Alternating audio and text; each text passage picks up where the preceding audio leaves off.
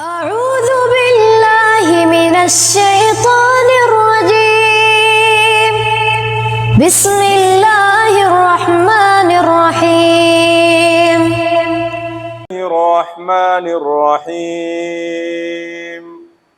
يا أيها الذين آمنوا اتقوا الله حق تقاته ولا تموتن إلا وأنتم مسلمون. يا أيها الناس اتقوا ربكم الذي خلقكم من نفس واحدة وخلق منها زوجها وبث منهما رجالا كثيرا ونساء واتقوا الله الذي تساءلون به والأرحام إن الله كان عليكم رقيبا. يا أيها الذين آمنوا اتقوا الله وقولوا قولا سديدا يصلح لكم أعمالكم ويغفر لكم ذنوبكم ومن يطع الله ورسوله فقد فاز فوزا عظيما. وقال جل وعلا في موضع آخر إنا نحن نزلنا الذكر وإنا له لحافظون.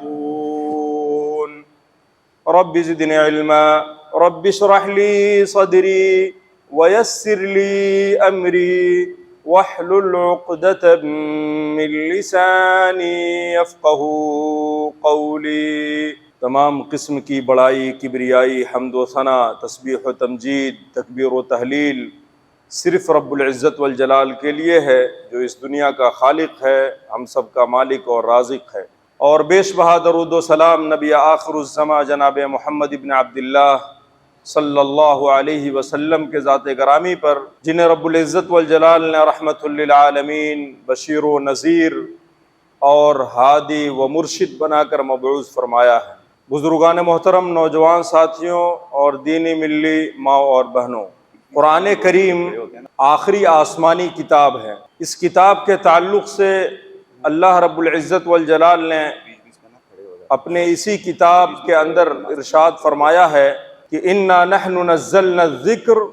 وانا له لحافظون. ہم نے اس ذکر کو یعنی قرآن کریم کو نازل کیا، وانا له لحافظون، اور ہم ہی اس کتاب کی حفاظت کریں گے، اس ذکر کی حفاظت کریں گے. ہم سب جانتے ہیں کہ اس سے پہلے یعنی ذکر کے نزول سے پہلے، قرآن کے نزول سے پہلے اللہ رب العزت والجلال نے بہت ساری آسمانی کتابوں کو نازل فرمایا. اسی طریقے سے انبیاء کرام علیہم الصلاۃ والسلام کو بھی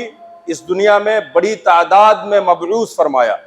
اور کتاب مقدس سے پہلے جتنی بھی آسمانی کتابیں تھیں، جو بھی تعلیمات اللہ رب العزت والجلال نے اس زمانے میں اس نبی پر اور اس قوم کے لیے نازل فرمایا تھا، اس میں رد و بدل فرماتا رہا. اللہ رب العزت والجلال اس کے اندر تبدیلی کرتا رہا حسب ضرورت، قوم کے حساب سے، لوگوں کے حساب سے، اور اس زمانے میں پائی جانے والی برائیوں کو دیکھتے ہوئے. لیکن کتاب مقدس، کلام پاک، اللہ رب العزت والجلال نے جب آخری نبی جناب محمد الرسول اللہ صلی اللہ علیہ وسلم پہ نازل فرمایا تو اپنے اسی کتاب کے اندر یہ اعلان کیا کہ الیوم اکملت لکم دینکم واتممت علیکم نعمتی ورضیت لکم الاسلام دینا. جب آپ اس آیت کریمہ کی تفسیر میں جائیں گے تو بہت ساری چیزوں کو پائیں گے. اس کا خلاصہ یہ ہے کہ اللہ فرماتا ہے کہ ہم نے دین کو مکمل کر دیا اور اپنی نعمت تم پر تمام فرما دی، اور تمہارے لیے دین اسلام کو ہم نے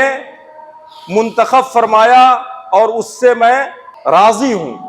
اب اس کتاب مقدس کے نزول کے بعد جس کتاب کو اللہ کے رسول صلی اللہ علیہ وسلم نے سب سے آخری نبی، جن کو ہم لوگ خاتم النبیین کہتے ہیں،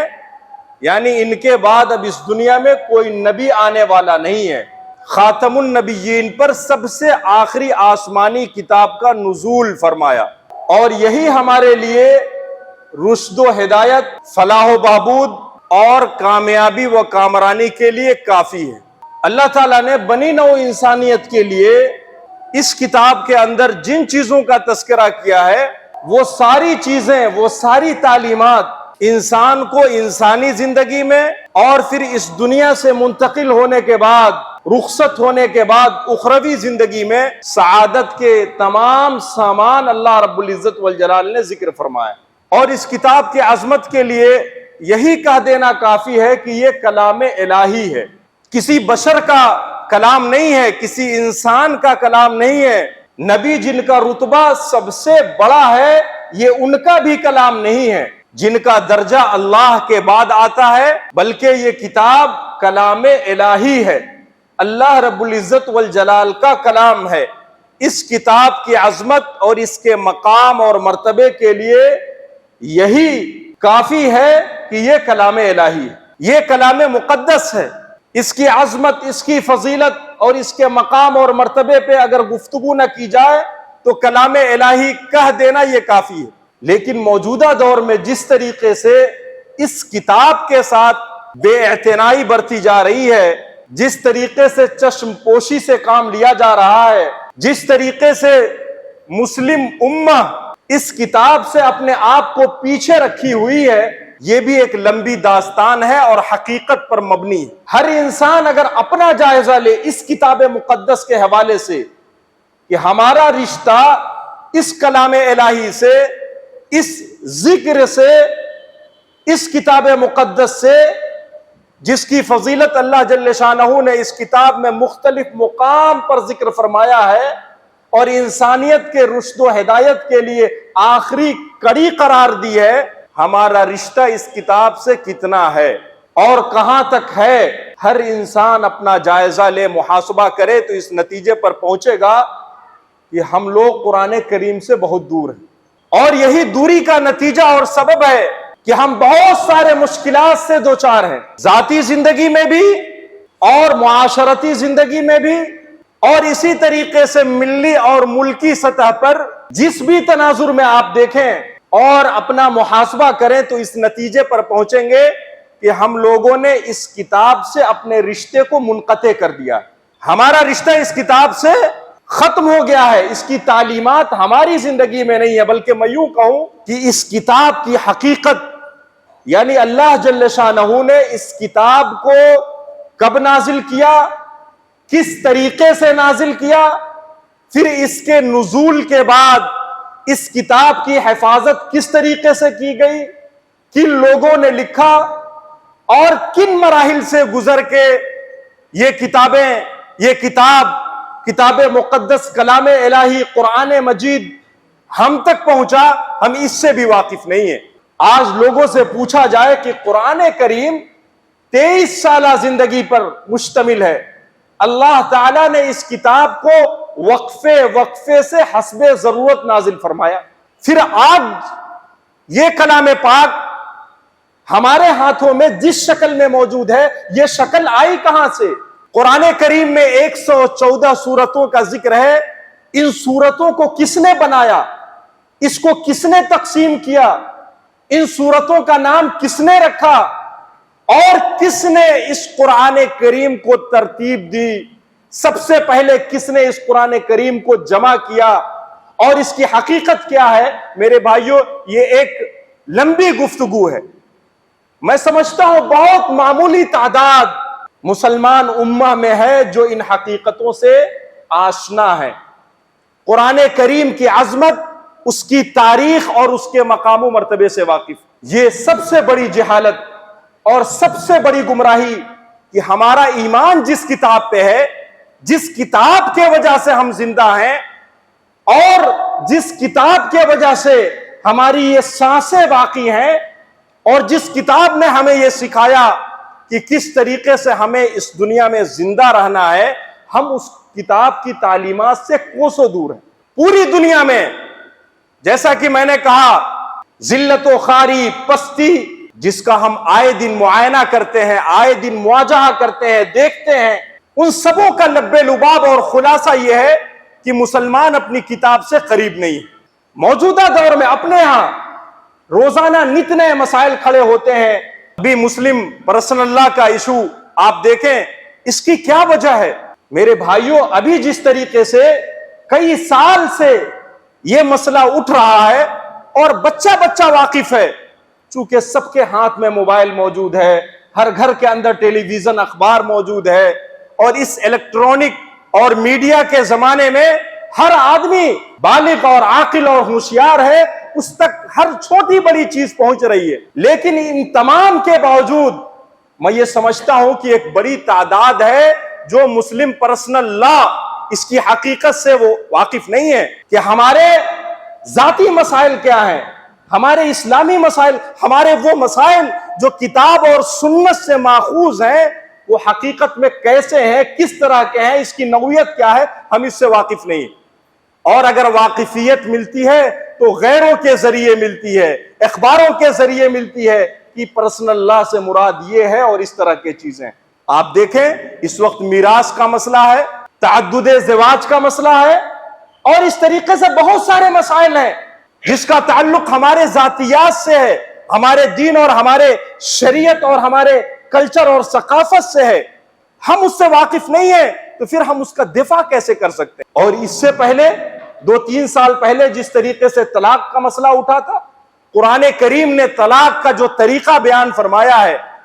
اللہ جل شانہ نے جس طریقے سے میاں بیوی کے رشتے کو مضبوط اور مستحکم اور پائیدار بنایا ہے، جس کو قرآن حکیم نے میثاقاً غلیظہ سے تعبیر کیا ہے، اس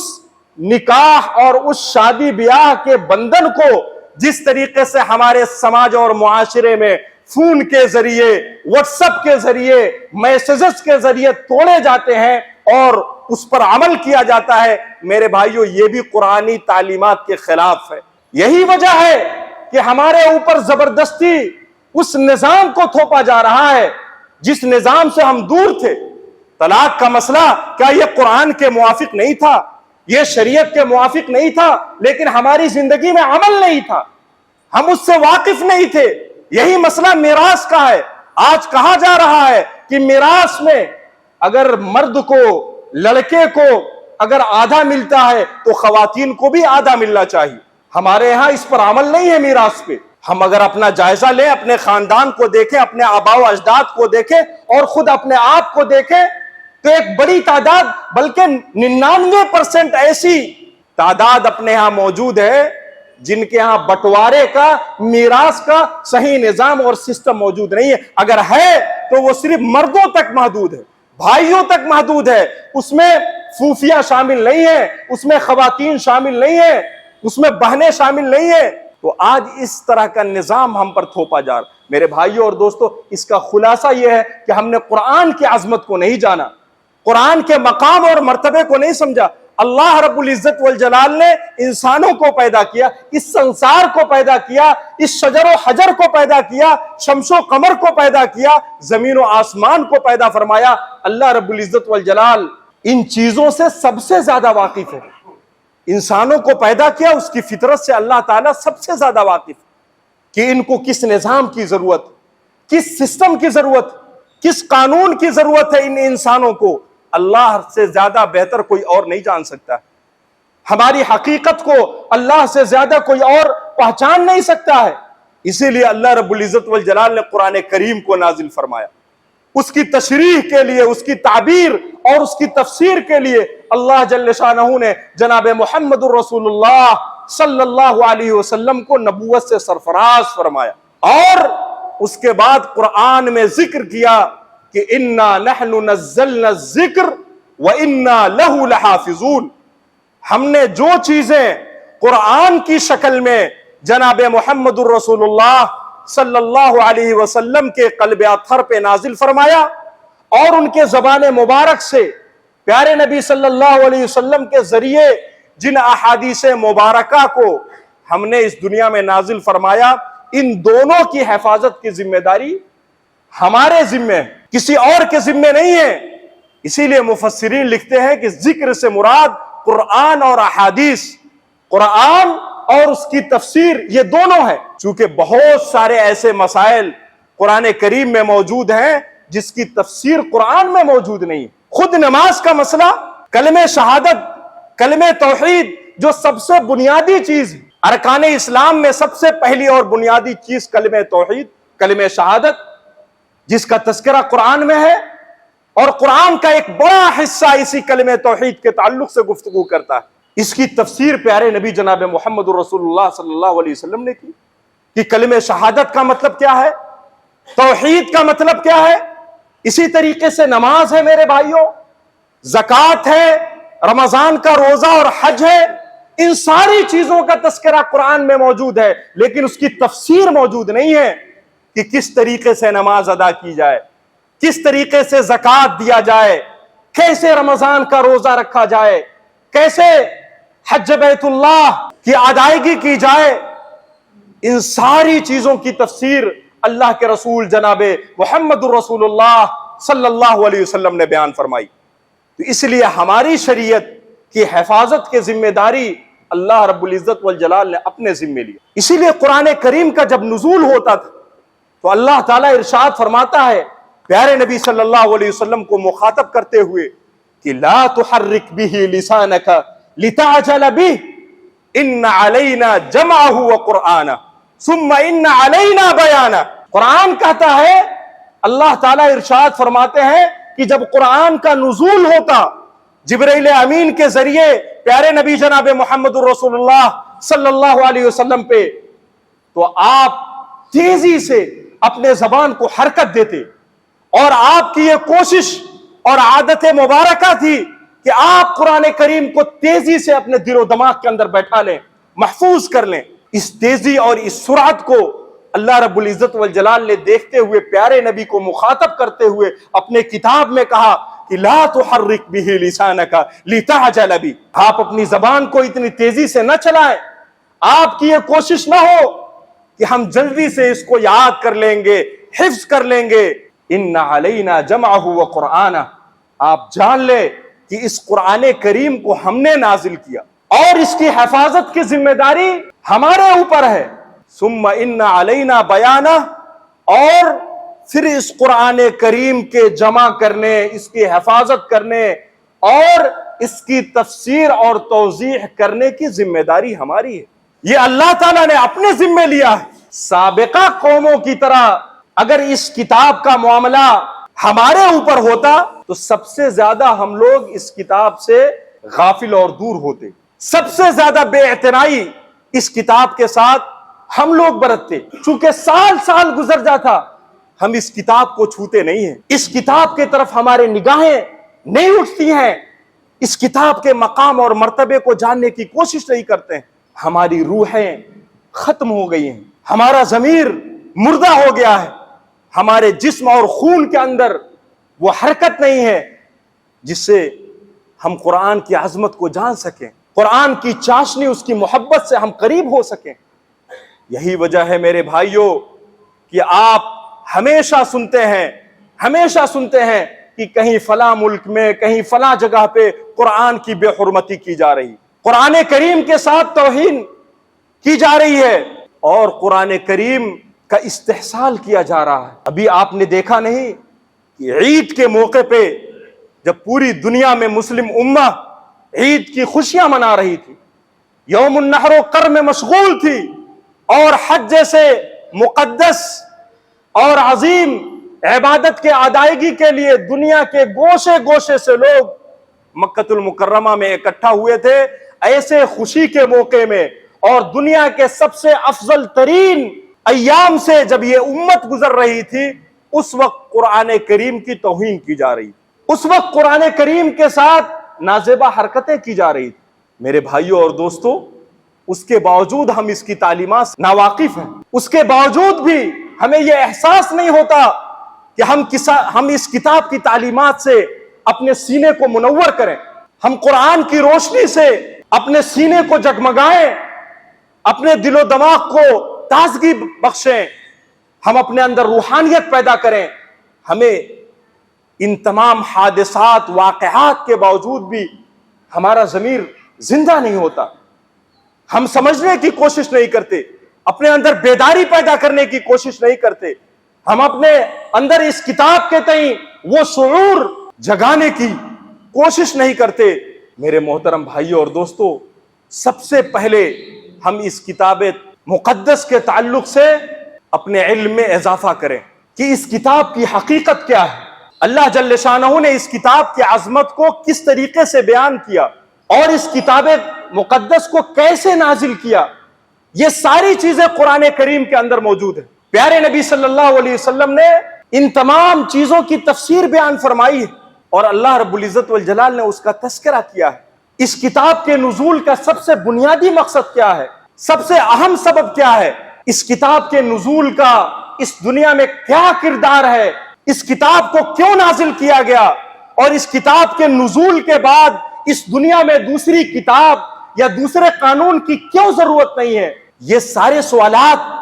آپ اپنے اندر پیدا کرنے کی کوشش کریں، اور ان سوالات کے جوابات آپ اس کتاب کے اندر ڈھونڈنے کی کوشش کریں کہ اللہ جل شانہ نے کہاں اور کس پیرائے میں اور کس طرز سے ان سوالوں کا جواب دیا ہے۔ میرے بھائی، آج یہ غیر مسلمین یہود و نصارہ جس طریقے سے اس کتاب کی بے حرمتی بھی کر رہے ہیں اور اس کتاب سے فائدہ بھی اٹھا رہے ہیں اور ترقی کے جتنے منازل طے کر رہے ہیں، وہ سب اس کتاب مقدس کے وجہ سے، چونکہ اس کی تعلیمات سے واقف ہیں، اس کتاب کے عظمت سے واقف ہیں، پیارے نبی جناب محمد رسول اللہ کے مقام اور مرتبے سے واقف ہیں۔ کیا آپ نے یہود و نصارہ کی وہ تاریخ نہیں پڑھی؟ پیارے نبی کے نزول سے پہلے آپ کا ایمان تھا کہ ایک شخص اس دنیا میں آنے والا، چونکہ اس شخص کا تذکرہ یعنی جناب محمد رسول اللہ اور ان پر نازل ہونے والی آخری کتاب قرآن مجید کا تذکرہ صرف قرآن مجید میں نہیں بلکہ اس سے پہلے آسمانی کتابوں میں اس کا تذکرہ ملتا ہے، لہٰذا ان کا ایمان اس کتاب پہ تھا۔ لیکن پیارے نبی کو نبی بنانے کے بعد، اس کتاب کے نزول کے بعد، انہوں نے بہت ساری ایسی چیزیں پائی جو ان کے منشا کے خلاف تھی، جو ان کے مرضی کے خلاف تھی، جو ان کے چاہت اور ان کے انا کے خلاف تھی، اس لیے وہ اس کتاب مقدس کے خلاف اور پیارے نبی جناب محمد رسول اللہ صلی اللہ علیہ وسلم کے خلاف کھڑے ہوئے، اور آج تک وہ اس مشن پہ جٹے ہوئے ہیں، اور قرآن کی باریکی اور اس کی حقانیت اور اس کی سچائی سے جتنے وہ واقف ہیں، آج کے زمانے میں ہمارے بڑے بڑے دانشوران اس حقیقت سے واقف نہیں ہیں۔ اور یہ ساری چیزیں کسی تصدیق کی متلاشی نہیں ہے، کسی تصدیق کی محتاج نہیں ہے۔ آپ جائیں سوشل میڈیا پر، اخبارات کو دیکھیں، ٹیلی ویژن پر جو مناظرے اور ڈیبیٹ دوسروں سے ہو رہے ہیں، آپ اس کو پڑھیں اور دیکھیں کہ کس طریقے سے لوگ مسلمانوں کی نمائندگی کر رہے ہیں، کس طریقے سے کتاب مقدس کی تعلیمات کو دوسروں کے سامنے پیش کر رہے ہیں۔ جہاں 10 سوالات کھڑے کیے جاتے ہیں، ان 10 میں سے 5 کے صحیح جواب نہیں دے پاتے۔ ابھی حالیہ دور میں جس طریقے سے 72 حوروں کا مسئلہ تھا، کیا یہ مسئلہ قرآن کریم سے جڑا ہوا نہیں تھا؟ کیا آپ ان مسائل سے واقف نہیں ہیں؟ یہ وہ تمام چیزیں ہیں جس کا تعلق براہ راست کتاب مقدس کلام پاک سے ہے، جس کا تعلق ہمارے ایمان سے ہے، جس کا تعلق ہمارے اس جنت سے ہے۔ میرے محترم بھائیوں، کیا آپ نے دیکھا نہیں کہ جس طریقے سے مناظرے کیے گئے، 72 حوروں پر سوالات کھڑے کیے گئے، یہ سارے سوالات غیروں کے طرف سے کھڑے کیے جا سکتے ہیں، لیکن جس طریقے سے جواب دیے گئے، جس تناظر میں جواب دیے گئے، کیا آپ نے دیکھا نہیں یہ ساری چیزیں قرآنی تعلیمات سے کافی دور تھی؟ میرے بھائی، وہ لوگ جو اپنے آپ کو دانشور کہتے ہیں، جو اپنے آپ کو قرآن سے بہت قریب کہتے ہیں، جو اپنے آپ کو پیارے نبی صلی اللہ علیہ وسلم کا سچا جانشین اور وارث کہتے اور کہلاتے ہیں، وہ لوگ ان تعلیمات ربانی سے حقیقی معنوں میں واقف نہیں ہیں، یا اتنا بھی واقف نہیں ہے کہ وہ اس کتاب کا دفاع کر سکے، یا اس کتاب کے اندر جو موٹی موٹی تعلیمات موجود ہیں اس سے دنیا کو روشناس کرا سکیں۔ آخر کیا وجہ ہے کہ ہم اس طرح کے موضوعات پہ الجھتے ہیں؟ کیا پورے قرآن کے اندر صرف طلاق کا مسئلہ، صرف لعان کا مسئلہ، صرف خلا کا مسئلہ، صرف زنا کا مسئلہ اور صرف 72 حوروں کا مسئلہ ذکر کیا گیا ہے؟ اس کے علاوہ اس قرآن کے اندر بنیادی چیزوں کا تذکرہ نہیں ہے، اساسیات کا تذکرہ نہیں ہے، ایمانیات کا تذکرہ نہیں ہے۔ پورے قرآن کے اندر سب سے زیادہ اللہ جل شانہ نے اسی توحید کے تعلق سے گفتگو فرمائی کہ تم سب سے پہلے اپنے عقیدے کی اصلاح کرو، اس کے اندر استحکام پیدا کرو۔ جب تک تمہارے ایمان کے اندر مضبوطی اور پختگی اور استحکام پیدا نہیں ہو سکتا، تم جنت کی حقیقت کو نہیں جان سکتے، فرشتے کی حقیقت کو نہیں جان سکتے، ان ہواؤں اور ان فضاؤں کو حقیقت کو نہیں جان سکتے۔ کیا ابھی 2 سال پہلے ہم سے کووڈ رخصت ہوا، کیا کسی نے اس کووڈ کا انکار کیا؟ ہاں، ایک بڑی تعداد ہے لوگوں کی جنہوں نے انکار کیا۔ رشتہ داروں کو، نوجوان بچوں کو، بلکتے ہوئے ننھے دودھ پینے والے بچوں کو اس دنیا سے رخصت ہوتے ہوئے دیکھا، ان سے پوچھے کہ اس کووڈ پر ان کا ایمان کتنا مضبوط تھا، لیکن کیا کسی نے اس چیز کو محسوس کیا؟ بہت ساری ایسی چیزیں ہیں میرے بھائیوں اس دنیا میں جس کو دیکھی نہیں جا سکتی، جس کو محسوس نہیں کیا جا سکتا، جس کو چھوا نہیں جا سکتا، لیکن ہمارا ایمان اور یقین ہے میرے بھائیوں اور دوستو۔ اس لیے موجودہ دور میں سب سے زیادہ ضرورت اس بات کی ہے کہ ہم اسلامی شریعت کے تعلق سے، قرآن پاک کے تعلق سے، قرآن کریم کے نازل کرنے والے اللہ جل شانہ کے تعلق سے اور قرآن کریم کو جس پر نازل کیا گیا یعنی جناب محمد رسول اللہ صلی اللہ علیہ وسلم کے تعلق سے، اور پھر اس کے بعد اللہ کے رسول صلی اللہ علیہ وسلم نے اس قرآن کریم کو جن لوگوں کے سامنے پیش کیا، جو لوگ قرآن کریم کے سب سے اولین مخاطب تھے، ان کے تعلق سے ہم اپنے سینے کو اسلامی تعلیمات سے منور کریں، ہم اپنے اندر ایسی تعلیمات کو جگہ دیں کہ ہمارے سامنے اگر اس قسم کے سوالات آئیں، اگر ہم اس کا دفاع نہ کر سکیں تو اپنے ایمان کو بچا لیں۔ کم سے کم ہمارا یہ دل و دماغ اسلامی تعلیمات کے تعلق سے، طلاق کے تعلق سے، لعان کے تعلق سے، وراثت کے مسئلے کے تعلق سے، 72 حوروں اور جنت کے تعلق سے ہمارے اندر کم سے کم شکوک و شبہات پیدا نہ ہو۔ ہمارا ایمان تو اتنا کمزور ہے کہ جیسے ہم راستے پہ چلتے ہوئے کسی بھی ٹھیلے سے کوئی پھل خرید لیتے، اس سے بھی زیادہ ہمارا ایمان کمزور ہے۔ ہم راستے پہ چلتے ہوئے اگر کوئی چیز سن لیتے اسلام اور شریعت کے تعلق سے، ہمارا وہی دین ہو جاتا ہے۔ موبائل اور واٹس ایپ یا فیس بک یا سوشل میڈیا کے تعلق سے جو بھی چیزیں ہم پر پہنچتی ہیں، سن کے آج سے ہمارا ایمان بدل جاتا ہے، وہی چیز سچی اور وہی چیز اصل اور اٹل معلوم ہونے لگتی۔ کیا ہمیں یہ سوچنے یا سمجھنے یا غور و فکر کرنے کی ضرورت نہیں ہے کہ ہمارے موبائل میں واٹس ایپ پہ جب کوئی میسج آتا ہے یا کوئی کلپ ہم تک پہنچتی ہے، سننے کے بعد ایسا معلوم ہوتا ہے کہ ہم نے پہلی دفعہ اسے سنا، یا اس سے پہلے بھی اگر ہم سنے ہوئے ہو تو ہمارے علم کے اندر تبدیلی پیدا ہونی شروع ہو جاتی ہے کہ نہیں، یہی چیز درست ہے۔ آخر کیوں؟ آپ جو چیز جب سن لیں، جس طریقے سے سن لیں اور جہاں کہیں بھی سن لیں، کیا یہی ایمان ہمارا ہم سے مطالبہ کرتا ہے کہ ہم اپنے ایمان کو جہاں چاہیں، ہم اپنی اسلامی تعلیمات کو جس طریقے سے چاہیں اور جب چاہیں اور جو چاہیں ہم سے تبدیل کرا لیں؟ ایسا نہیں ہے میرے بھائی۔ ہم قرآن کریم کے ماننے والے ہیں، ہم پیارے نبی جناب محمد رسول اللہ صلی اللہ علیہ وسلم کے امتی ہیں۔ ہمارے دل و دماغ کے اندر قرآن و سنت کی محبت موجزن ہے۔ یہ قوم اسلامی تعلیمات کے تعلق سے کبھی تغافل حقیقی معنوں میں بدل نہیں سکتی۔ ہاں، یہ کوتاہی عارضی طور پہ ہے، لیکن ہم اس کو بدلنے کی کوشش کریں گے، قرآن سے محبت پیدا کرنے کی کوشش کریں گے۔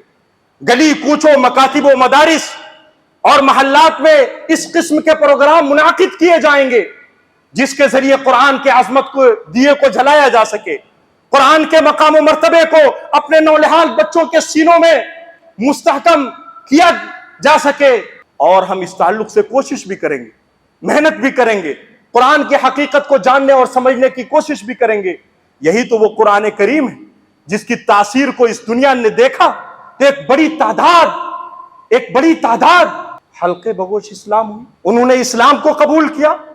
کیا آپ نے اسلامی تاریخ میں کبھی پڑھا کہ اسلام کی نشر و اشاعت تلوار کے ذریعے ہوئی؟ پیارے نبی صلی اللہ علیہ وسلم نے اپنی پوری زندگی میں جتنی بھی جنگیں لڑیں یہ ساری جنگیں دفاعی تھی میرے بھائی۔ مدینہ آنے کے بعد اور مدینہ میں رہتے ہوئے بطور خاص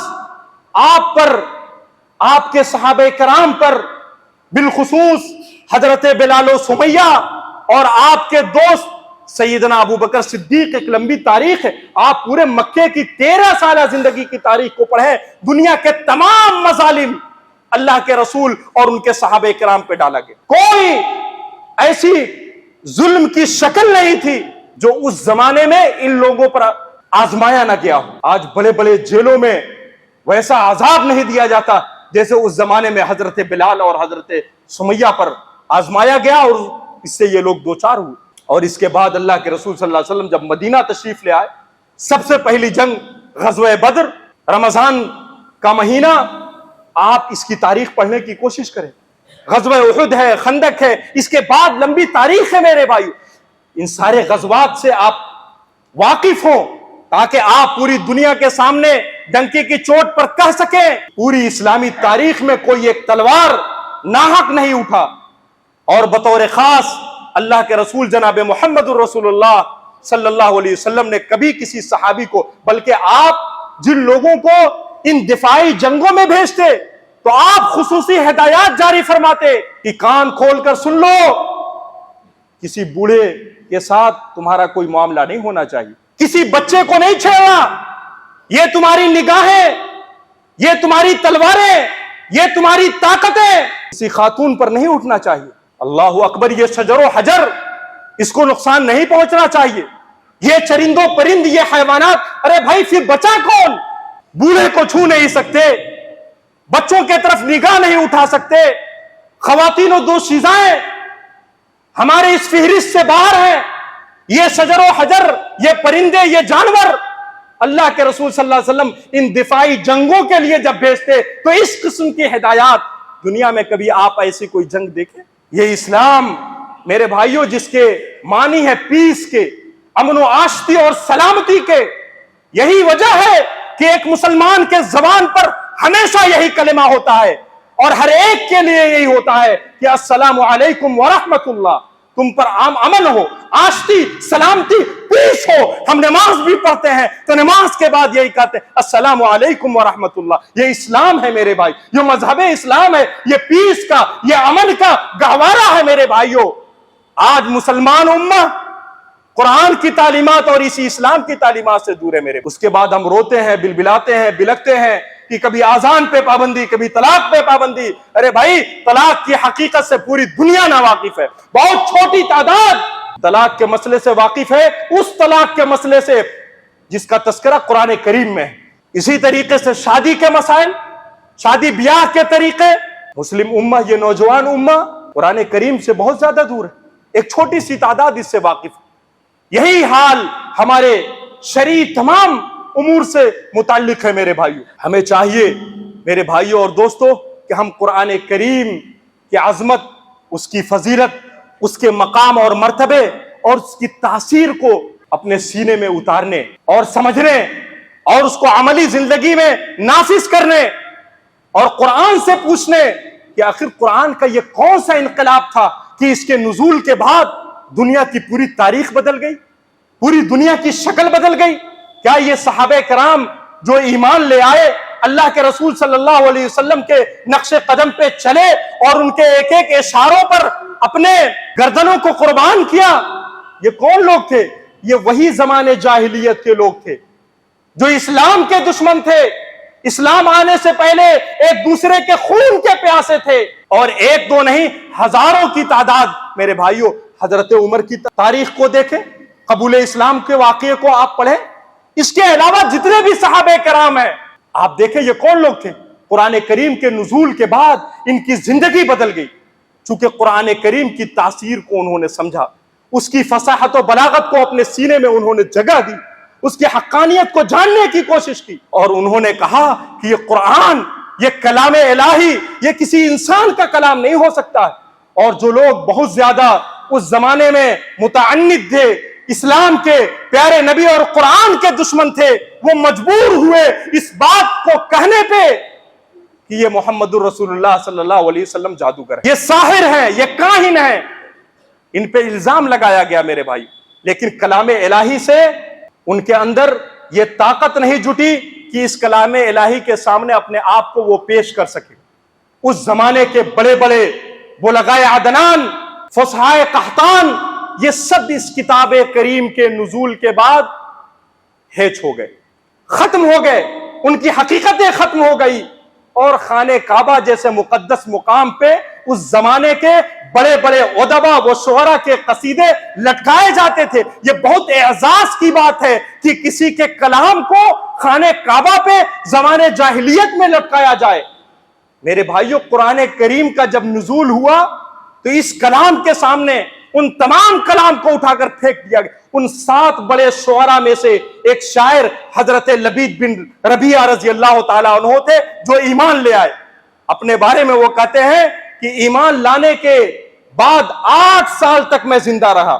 8 سال تک، اور میرا بھی قصیدہ خانہ کعبہ پر لٹکتا تھا۔ کہتے ہیں قرآن کریم کا جب نزول ہوا، قرآن کریم کو جب میں نے قریب سے دیکھا تو میں نے کہا یہ کسی انسان کا کلام نہیں ہو سکتا،